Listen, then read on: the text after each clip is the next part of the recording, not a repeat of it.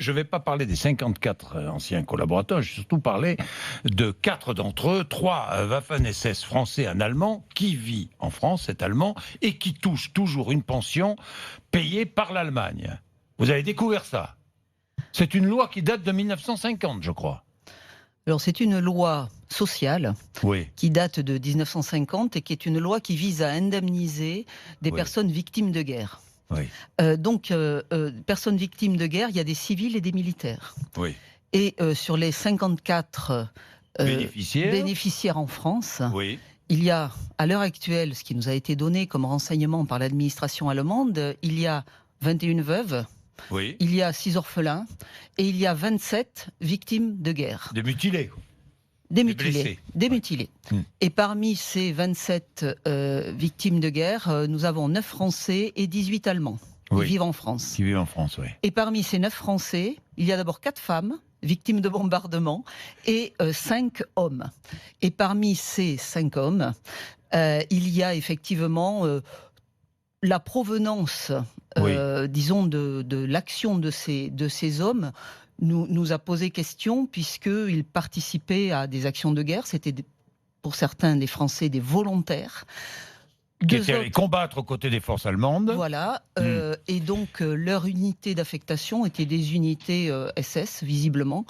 C'est ce que nous avons fait étudier avec notre service historique. Des Français qui combattent aux côtés des SS, aux côtés des Allemands, et qui ensuite qui habitent en France et qui touchent une pension versée par l'Allemagne, ça choque un peu quand même, non, Geneviève Darrieussecq?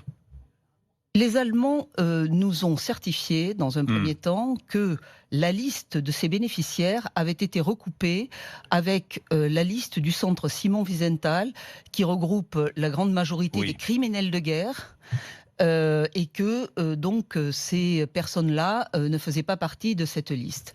Donc moi, si vous voulez, qu'une nation veuille indemniser des soldats qui ont combattu pour elle et qui en ont gardé des séquelles, il n'y a rien d'anormal, même si ce sont des soldats étrangers. Mais il y a le fait des criminels de guerre, effectivement, qui peut heurter et qui, personnellement, me heurte, ou me heurterait si c'était le cas. Pour l'instant, nous avons... Moi, je prends les choses avec calme et détermination. Oui, bah vous avez raison. Je pense que, voilà, nous ne devons pas être dans ni la stigmatisation, ni les démarches agressives. Je crois que nous devons continuer à demander à l'Allemagne qu'elle nous donne des renseignements complémentaires. Ce qu'a fait Jean-Yves Le Drian, qui a envoyé un courrier à son homologue très récemment.